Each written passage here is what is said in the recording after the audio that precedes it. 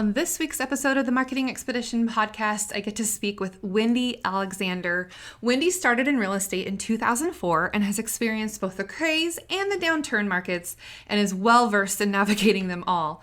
Now her passion is to share what she knows with others as a real estate consultant, a business coach, and she also is the creator of My WHIM Life show podcast that I got the pleasure to be on as well.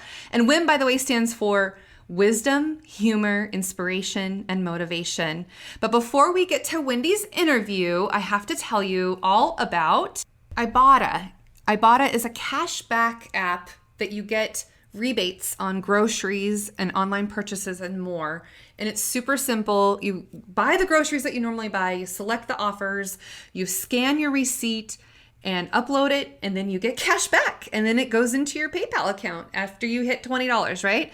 So go to peppershock.com/offers and sign up for Ibotta on me, and you will receive a gift if you use my link.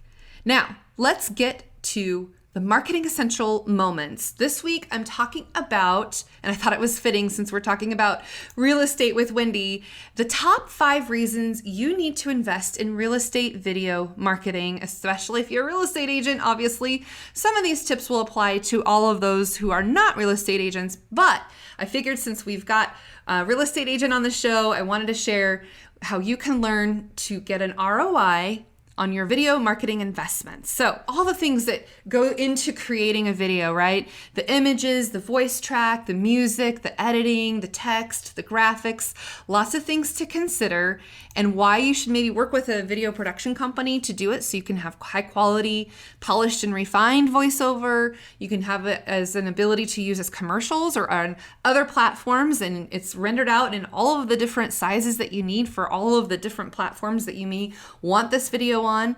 You can use all these things to create this video with a professional camera, the audio recording and lighting gear, all the things that a professional video company would offer. Or of course, you can always use your cell phone to do it too, but you probably won't get the same kind of quality as you would with a video production company. But investing in your video can certainly help you in the long run. Having a strong portfolio of video real estate videos to back you up will help you land more buyers and sellers because of it, right?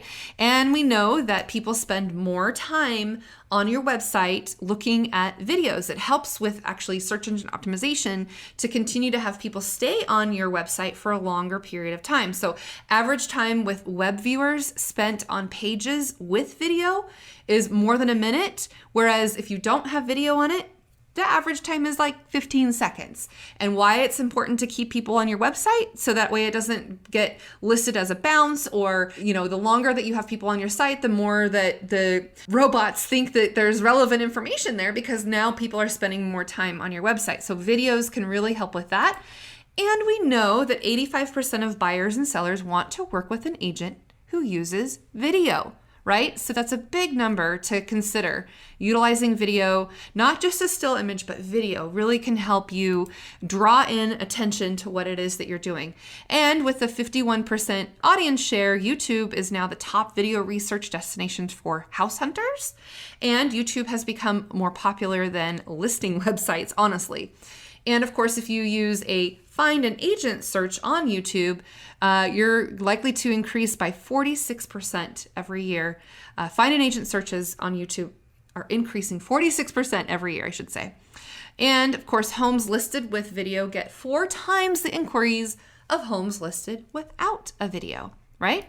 And including videos on your emails can also double the click-through rates and can reduce opt-outs by 75%.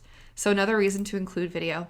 And of course, the 4 best videos that you can use as a real estate agent is introduction video, a testimonial video, a neighborhood tour video with drone footage. We have a drone pilot here at Peppershock that is licensed and fully capable of doing that.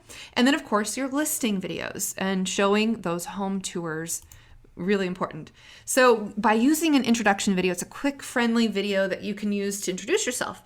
And that way people who maybe don't know you have an opportunity to get to know you a little more, so it doesn't become just a cold lead, right? It's a little warmer because now you have introduced yourself a little bit better, and you can know what it is and who you're working with, right?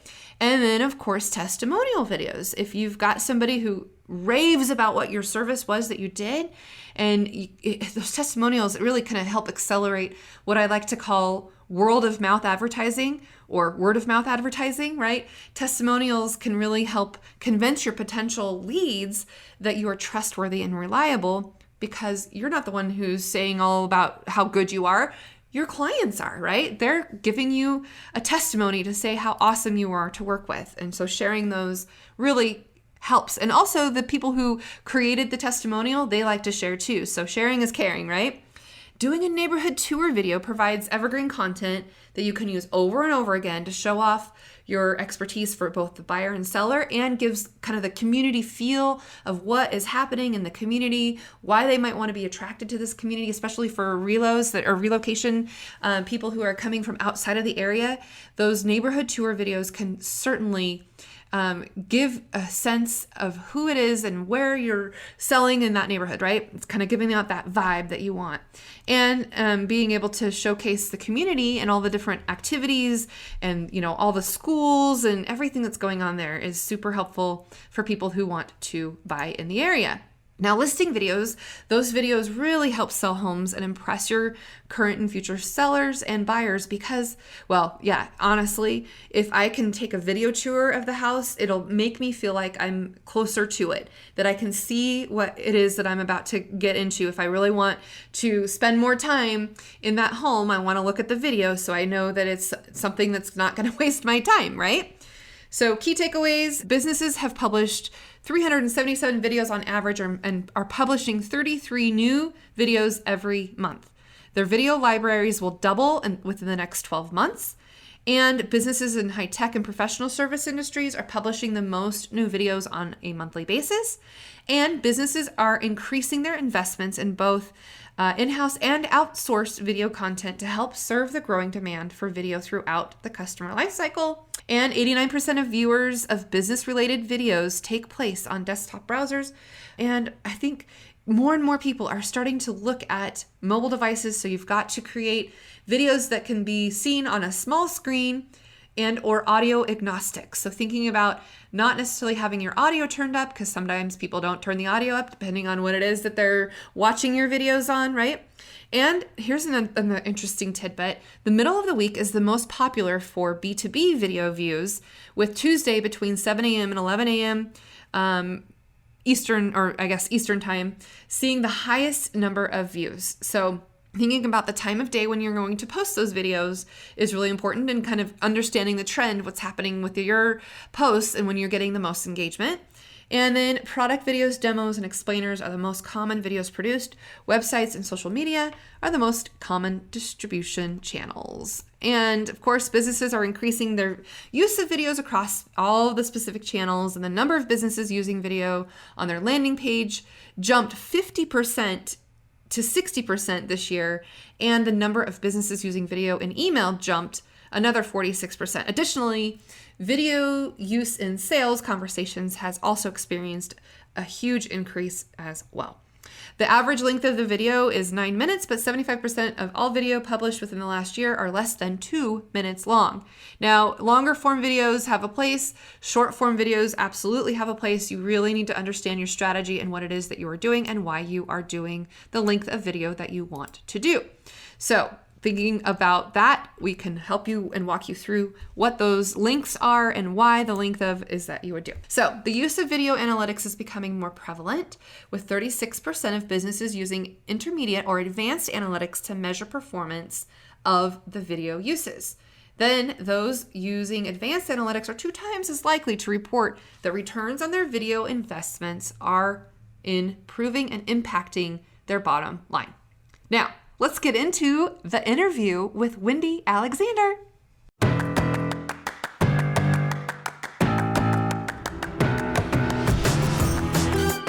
Welcome to the Marketing Expedition Podcast, an auditory journey through the latest in marketing, branding, and advertising. Now, here's your marketing expedition guide, Ray Allen. Welcome to the Marketing Expedition podcast. I'm your host, Ray Allen. I'm the president and CEO of Peppershock Media and the founder of the Marketing Expedition community. And today's guest, we have Wendy Alexandre. Wendy, welcome to the show. Thank you so much for having me. I am excited. So Wendy, let's just tell our audience a little bit about you and what you do and all the wonderful things that are My WHIM Life, and just tell us more. Tell us more.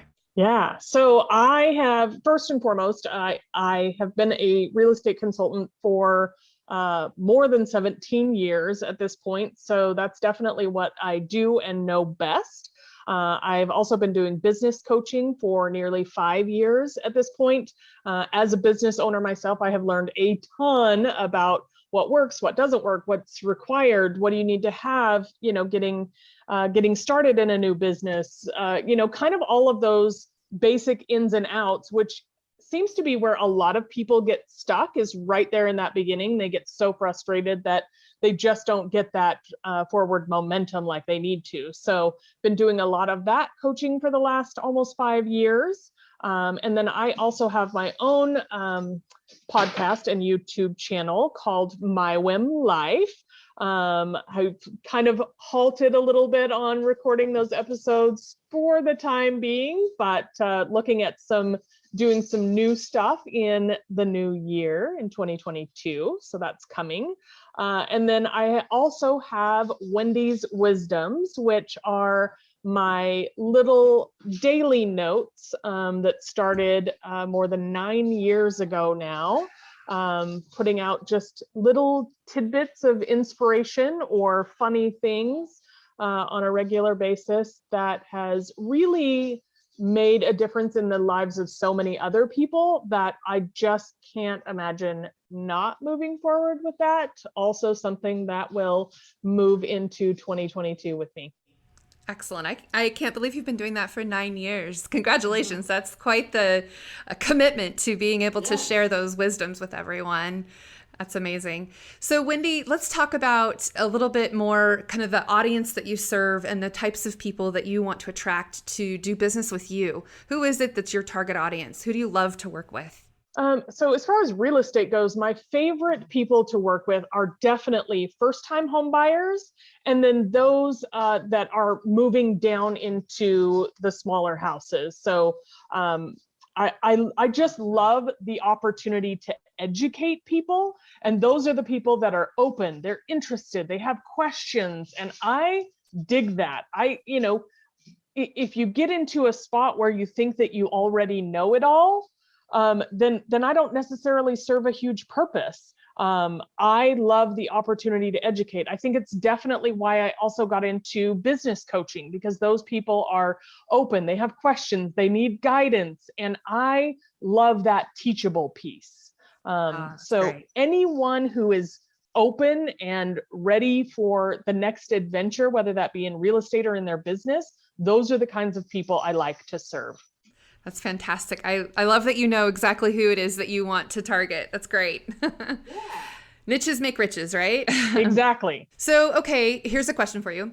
Tell our audience, without saying the year, what year did you graduate high school? Without telling us the actual year. What was going on in high school for you?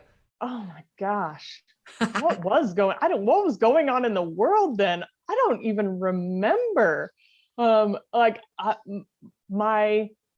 So I'll tell you this, I am about to be 46, and my oldest 2 children were 3 and 1 when I graduated high school. Okay, interesting. Very, very, wow. That's okay. So they would now be 30 and 27. Okay. What kind of music were you listening to? Oh my gosh. We were actually talking about this in the car just on a recent trip that I was taking. It was definitely Def Leppard, Rock on. Metallica, and a little bit of Salt and Pepper in there too. You know, you gotta have variety. Right, right. So, okay, you have then now described kind of growing up through that era and the age, and then, kind of your work life into that, right? And so when did you decide that this is what you wanted to do in your career? Oh my gosh, that was literally completely by accident. I had gotten a degree in graphic design Aha. um, before graphic design was a thing, and I learned that I would have needed to move to LA or New York City to do graphic design because that wasn't even a thing at that time. So also dating myself. Um, but uh, but the way that I fell into real estate was I needed to refinance my house. I was in the middle of a divorce. I couldn't afford the payment the way that it was. So I needed to refinance. And the builder had given us a second mortgage on the house when we originally bought it. So I needed him to re-subordinate the loan and allow me to continue to make those payments at a lower interest rate. So he wasn't originally willing to do that when the lender called. So I went to his office and I said, look, either the house is going to go into foreclosure or you're going to resubordinate this loan so I can refinance and make it affordable because I'm getting a divorce. I'm going to be a single mom, with 3 kids. I've Right. got to make it affordable. So he went ahead and agreed, but then kind of Papa Beared me and said, okay, well, what are you doing to find, better employment, making more money, went through that whole scenario. And he Aw. called me like 3 days later and he said, hey, are you still looking? And I said, yes. And he said, are you interested in being a real estate assistant? And I said, is it full time and how much does it pay? Because whatever that job is, I can do it. I just know that Sign I me up. can. Yeah. Right. Yeah. And he laughed and he says, I can't give you the job, but I'll get you an interview. I said, Ah. great. So he got me an interview with 3 agents. We sat down like a week later. They hired me on the spot. And so for the next Nice. 18 months, I spent my life, my work life being a real estate assistant to 3 agents who had just started their own brokerage, and learned everything about the back end of real estate. So I got to learn all of the accounting, the ledger requirements, all of the marketing, subdivision management, client interactions, how to keep track of people and follow up, like all of those things that are the backbone of real estate. I got to learn without having to do sales. Right.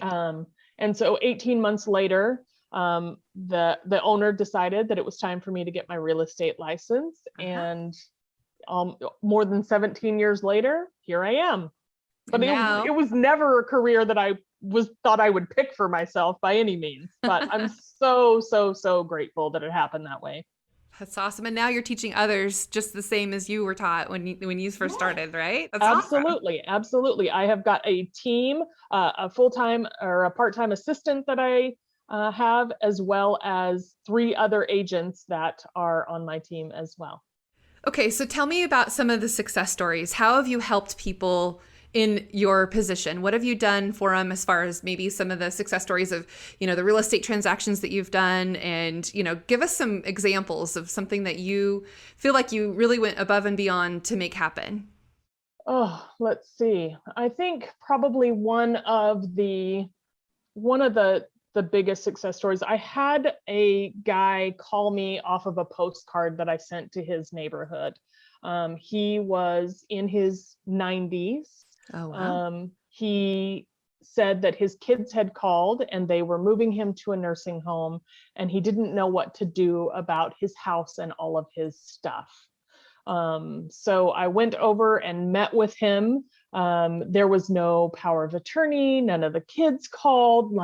There was none of that going on. So I got some contact information, got in touch with his eldest son, really kind of started coordinating with him.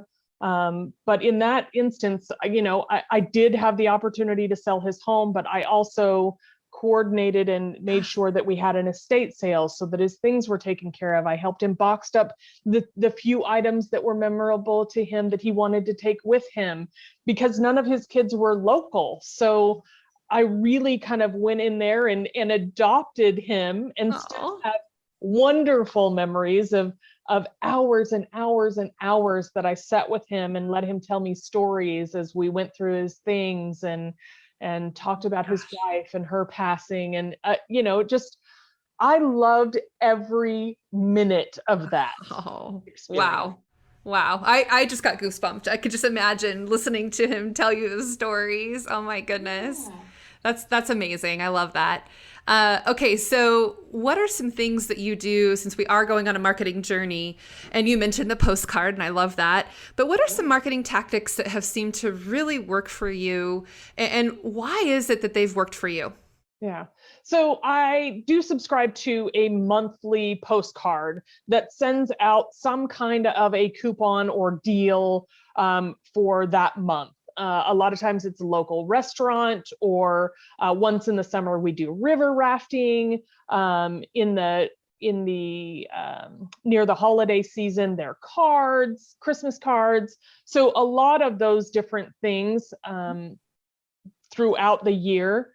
And I get a lot of feedback from those. I actually get people who, will send me a text message or a Facebook message and say, we totally went to Cahoots for the first time. We loved it. Thank you for sending us that coupon. So just an opportunity. I'm a big experience person. Things are not important. You can't take them with you, no matter what, and you can always lose or misplace or whatever. Things don't always stick around, but Mhm. those memories of the experiences always stick. So when I found this particular postcard company that was always giving away an experience, sometimes it's one of the mystery night dinner theater Oh, events. I love those, yeah. so I love the opportunity that it's, first of all, local, and second of all, that it's an experience that they can enjoy. And I get a lot of feedback Yeah. on those. In addition, anytime I'm doing a closing, I give them an engraved cutting board, and it says, every home is the result of love, so Oh, that they remember that, this isn't just a transaction to me. Like, these, anytime I sell you a house, it's going to be part of your family. It's going to be part of the love and the relationships that you build inside of that home. So that has always been very memorable for people. And I will go to my clients' houses and they will have it, hung up like a sign in their kitchen. So I know that those are meaningful, valuable things to them as well. Of course, I do social media and all of the other typical things, but those experiences and the things that I know stick with people are probably my most valuable tools. excellent. Speaking of tools, what are some of your favorite apps or tech tools or things that you use to keep it all going? Oh, I use both Tailwind for scheduling, as well as well, I've used a number of things. Tailwind is probably my biggest one. I use that quite a bit. Most of the stuff on Facebook I schedule within Facebook itself because it's just easier. But Tailwind for Instagram and Pinterest are probably my biggest tool that I use on the regular. The other one that I use more for education, and so that I can rewatch things or whatever, is I use Snagit to record videos.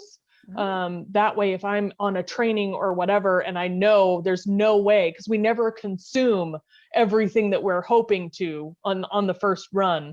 So I've bought Snagit, and we'll use that to record those. And then in my podcast and YouTube channel, I use Cyberlink Power Director is what I use to record and edit my videos. Oh, good. Excellent. I always love to ask that because I always learn new tools every time we do this, right? To see what people are using and what's out there. It's always so helpful. And our listeners, I think, pick up on those tools as well, for sure, for sure. Okay, so what are some things that have inspired you, or maybe some people that have mentored you or helped you along the way? I will say The first inspiration, the one that I go back to that was probably the most powerful and remains the most powerful, was well before my career ever started. I was still in high school. I was a teen mom, so I already had babies before I left high school, and was married. So my senior year, I was married and I had 2 kids, and finishing high school. So that was a big deal in so many ways. Right. I mean, that is a big deal to manage that and do that. So yeah, I think that you should be super proud of yourself for getting through high school for sure. But go ahead. I interrupted, but I had to say that. You're fine. The librarian, when I got pregnant with my second, and I was already married at that point, but when I got pregnant with my second, she said to me one day, she goes, "That's just too bad, because now you'll never make anything of yourself." And I was like, huh, interesting. But I think you're wrong. I think you're wrong. So it wasn't very long after that, I actually quit high school. I had found out I was going to be half a credit short of graduating, no matter what I did, and was going to have to take summer school and do all the things. And in speaking to my parents and to my husband at the time, we just decided that in our family's best interest, I would go ahead and quit. I spent the next 11 hours prepping for and passing my GED, and I enrolled at the age of 17 into college full-time. And I had graduated with an associate's degree before my 20th birthday. That's awesome. Yeah. I love how you can get inspiration from those that challenge you and think that you otherwise couldn't do anything, and then it just fuels your fire to do more, right? I think that's that librarian. Oh my goodness. Okay, so looking forward, what are some maybe some goals or aspirations or dreams that you want to aspire to do in the next 2 years, 5 years, 10 years from now? It's an interesting time for me to answer that question, because recently, with everything that I've had going on, those priorities and those goals have changed so dramatically. So my goals don't have anything to do with money anymore or success. My goals 100% have shifted to even more dramatically to experiences, and 100% geared towards those that I'm spending that time with and that I'm having experiences with. I have zero room in my life at this point for anyone or anything that does not bring me joy. I just don't have room for it. And it's a difficult but humbling but perfect place to be, I think. Everything, all of those experiences that I've had in the past 2 years have really brought everything to a head. And I know exactly who I want to spend my time with, where I want to go, experiences I want to have. And that has become my non-negotiable. Now, all of the work piece of it, it does funnel back to that. And those goals will have to be set to make sure that they align with and fund the kind of life that I want to have with the experiences and the people that I want to enjoy. So Wendy, if you care to share some of the experiences that you've kind of endured really in the last couple of years during the pandemic and everything that's happened, you still had a business to run. You still had to keep going. Do you want to share a little bit about what was going on and how you just kept going through it, getting it done, right? Yeah, absolutely. It's literally, it feels very similar to running a Spartan race. If you've ever, or a marathon or any kind of race, but I run Spartan races, so that analogy works best for me. Absolutely. It is literally, when you are out on the track, it doesn't matter how many miles you have left. It never does. It doesn't matter if you're in your first mile or your last mile. All that matters is that you are taking one step at a time. And I literally, especially when I'm going up a steep hill or whatever is in front of me, I will literally chant to myself, one step at a time, one step at a time. Because that's the only way that anything gets done anyway. Right. You literally can't do it faster than that. Mm-hmm. So that kind of has been my mental focus as well. As I need to do the next thing, it is one step at a time. Because in the past 26 months, well, it's 27 months now, we lost our father at the age of 86. A year and a half later, we lost my mom at the age of 78. And 5 months after that, I lost my husband to COVID. Right. Just in September of this year. So it has been the three of the most important people in my life are just gone. Yeah. It's a hard thing to wrap even my head around. It to even imagine. And taking that one step at a time is getting you through this. And now you're able to share about it and tell others kind of the experience that you've gone through and getting yourself through this. And you've taken some amazing trips lately. Like you said, the experiences that you've gone through. What have you been doing? And I know you said that you did the Spartan races and you had beast mode in your mind. So tell us a little bit about that experience that you've been really doing to go through and heal, right? You've been healing and processing, but share some of those experiences that you've been taking lately. Yeah. It was about 2 weeks after my husband passed away. With my dad and my mom, it seemed some of my normal routine stuff seemed a little easier to continue with. But when my husband passed, I couldn't do anything for a couple of weeks. I just was so numb. So it took about 2 weeks before I finally went back to the gym for the first time. But I know me. I've suffered from depression and manic depression before. And I know that physical activity is critical to my mental health. And to avoid that would mean to give in to those demons that I have worked so hard to combat. So I knew I had to get my body moving. I knew I had to do some things. And at first it was just, it was just walking around the neighborhood. But that first day I went back to the gym and I literally sobbed the entire time. It was such a cathartic release to be able to move my body and allow that sadness to just come out in whatever form it was going to come out in. And I just let it be what it was. But from that moment, I knew that getting back to racing and training was not an option for me. I had to do it. So I had spent last year really prepping and working towards finishing a Spartan trifecta, which is a sprint, a super, and a beast. But I had run out of time. I wasn't going to be able to finish that triple series because the Spartan end of the year happens in November, not at the end of the year like you would think. So I had to decide if I was going to make a new goal to do that next year.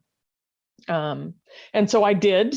And I just this past weekend finished the super, the first super in that series.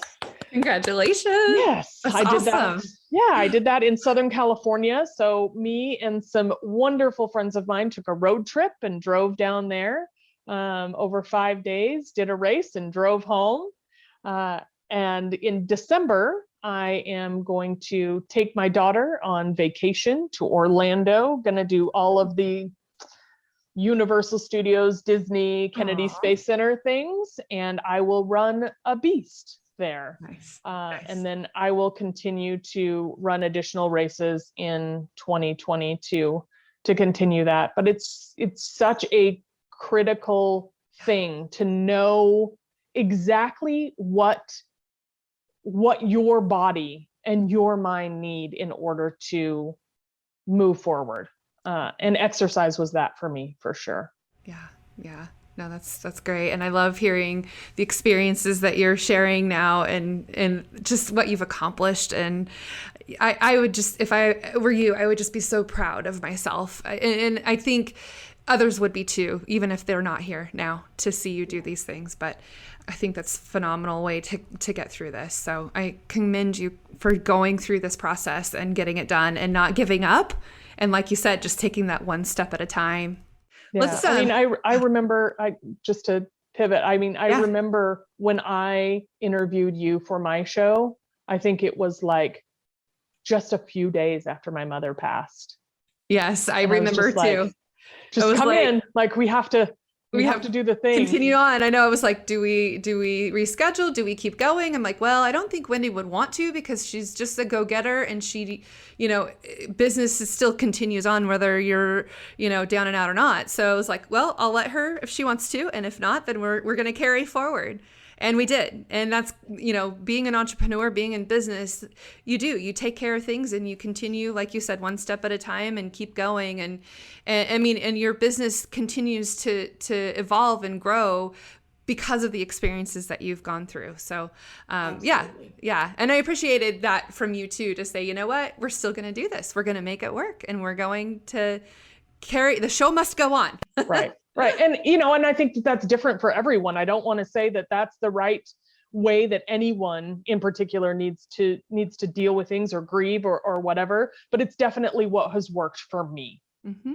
Yeah. Yeah. And I think when you have that kind of go-giver, mentality and the ability to know that you still need to carry forward, and it does help you go through those processes to say, you know what, it is one step and we are going to keep going and move the mountains forward. So yeah, definitely could see that as a part of who you are. Okay. So another question for you. For the people that are interested in getting into your line of work, what kind of advice would you give to somebody who might want to pursue a career similar to yours, Wendy? 100%. And I will say this to every, person who's considering getting into real estate: work for someone else first. Mm-hmm. It feels like the long way around because real estate is not a hard business to get into. As far as classes and tests and books and licenses, like you can accomplish that in less than a month if you really want to.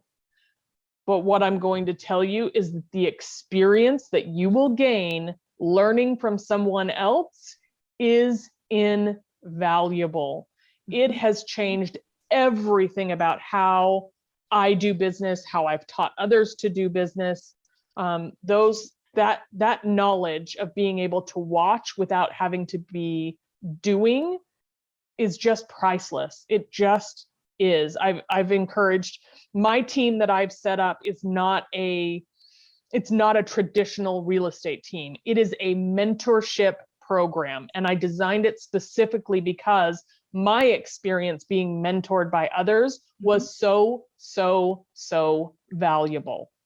What do you think in the real estate industry is the biggest challenge that you're faced with right now with the economy, everything that's going on and the growth? And I mean, what is your biggest challenge right now?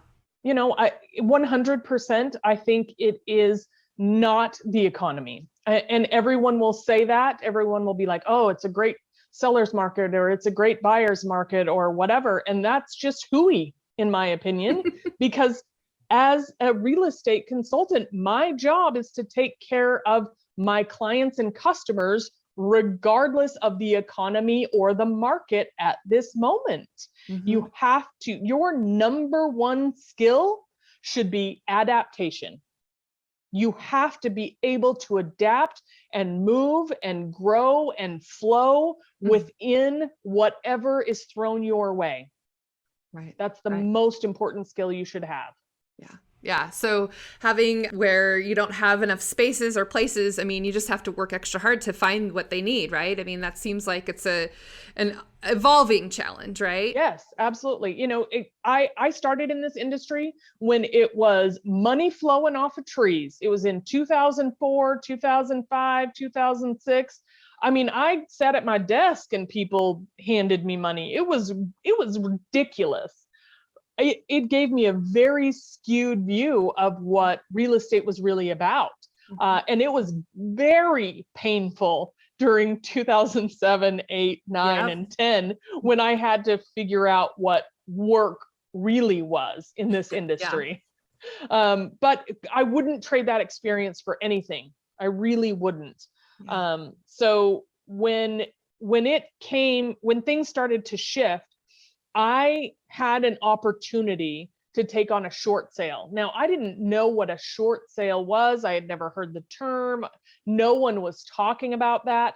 But I had a client come to me and say, here's the deal. I have to move because of this situation.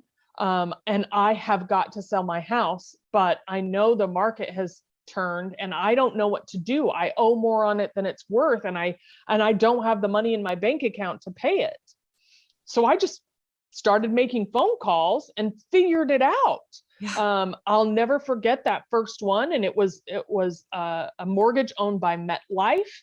I met the negotiator that I would work with for years to come with Ah, that bank, and I really kind of just figured it out along the way. I think he was kind of figuring some things out along the way as well. And we came up with some forms, some things that we started to use on a regular basis. And I eventually moved into, as I adapted to the changing market, from about 2009 till 2013, I did nothing but negotiate short sales. And because I had taken the time to learn and develop processes and procedures for how it should be done, other agents in the valley would refer their short sales to me because they didn't want to have to learn this whole new process and this messy thing that took forever. so wait, can you describe exactly what a short sale is for those that don't know that are listening? Yeah. Absolutely. So a short sale is when, say, you owe $200,000 on your mortgage, but your house in the current market is only worth 150. That leaves you owing an additional $50,000 should you sell it at market value to the lien holder. The Mhm. lien holder wants that money. Of course they do. But when everyone was going through that, they had processes where you could ask the bank to allow you to sell and forgive the additional amount, or they could 1099 you for the additional amount. There were a lot of different financial opportunities during that time, depending on how far we were into it. But either way, you were able to get out from underneath that debt and move forward with your life. Wow. Wow. And I imagine a lot of people thank you for you taking the time to figure out exactly how to get that done, because there were a lot of people in that situation that really needed your help. Yeah, well, it was an opportunity for people to get out from under that debt without having a foreclosure hang over their head, because a foreclosure lasted on their credit for 10 years, Mm. where a short sale only lasted for 3. So the recovery time was immensely more valuable to Right. the end client if they were able to do that. Yeah. Yeah. No, that's great. All right, Wendy. Last question for you. Okay, so how do you continue to learn in order to stay on top of all the things that are going on in your industry? What kind of things do you do to keep yourself educated and all knowing when people come to you as the expert? Yeah, so paying attention to local news is super, super important. You have to, I definitely don't immerse myself in it because I think that breeds a lot of negativity. But I do pay attention to what is going on with things that are going to affect our taxes, things that are going to, if there's any impact zone fees or anything that's going to have an impact on property rights. I stay really close to that news. The other thing that I definitely do is I visit new local businesses as much as I possibly can. Anytime that there's a new store or a new restaurant or whatever in the Treasure Valley, first of all, I love experiences. Yeah. Second of all, I love food. And I love being able to share new places with any of my clients, because there's a lot of people who are moving here that have never lived here before. So being able to share that information or my experience at a restaurant so that the entire community benefits is awesome. And the more that I keep up on those things, the more people tell me about local events, that like you learn things in having conversations with owners of businesses that you wouldn't otherwise ever know. There's no way you could consume that much information in so many different ways. So I think just staying up on who is bringing business to this community, what people are doing, as far as growth goes, what new businesses are coming, those are the things that make a difference. I love it. Okay, I lied. One more question. How do people get in touch with you and want to listen to your podcast, all the things? Share a little bit more about how people can reach out to you, Wendy. You bet. So if you are looking for real estate, I have a website that is resultsboss.com, RESULTSBOSS.com. As far as my show, you can pretty much send me an email, wendy@resultsboss.com, and I will reply with all of the things. And of course, I'm on Twitter and LinkedIn and Facebook and Instagram and Pinterest. If you search for Wendy's Wisdoms, hundreds and hundreds of sticky notes will appear in your search results. Yeah, I love it when I get to see your handwritten sticky notes and, hashtag Wendy's Wisdoms. And it's definitely shareable content that people will, continue to share with others, and, all of the different quotes and things that you do, and your own quotes too, not just quotes from other people, but things that you think of and dream up. And I just love watching those and seeing those come through my feed. So thank you for sharing Wendy's Wisdoms with us too. You bet. Well, thank you so much for being on the show, Wendy. We certainly, I just adore you and appreciate you. And, I missed our amazing ladies CEO mastermind group that we've been doing, but truth be told, the only reason I missed our last meeting is because I was sitting on the tarmac waiting for the president to leave. I saw that. I mean, that's a pretty good excuse. I know. I was like, of all the things, right? I mean, because the whole thing is you don't want to miss your meeting, right? And of course, my excuse, it was like, okay, not that I can come up with any lamer excuse, but yeah, the captain of the, he's like, okay, ladies and gentlemen, please have a seat. We're going to be here for a while. We have to wait for the president to leave the airport before we can, get off the plane or, depart the plane. So it was like, okay. So we were there for almost over an hour waiting, but oh my gosh. Yeah, it was kind of funny because somebody said, bring out the wine. Anyway. Yeah, so thank you so much for being on the show. And for those of you listening, the best thing that you could do for Wendy or I is recommend our shows. Give us a review and share it with others, because that's the best compliment you could give either one of our podcasts. So thank you for that. And everybody, until next time, enjoy the journey, and we'll see you again next Thursday. Thanks for listening to the Marketing Expedition podcast. Want to continue the journey? Don't miss out on new episodes. Subscribe on iTunes, Spotify, Amazon Music, or wherever you get your podcasts. Wouldn't it be great if there was one place you can go to get all the latest information and tips about marketing and advertising? The Marketing Expedition community is that place. People like you gather in our online community to build relationships with others and find the latest marketing trends, tactics, tools, and technology.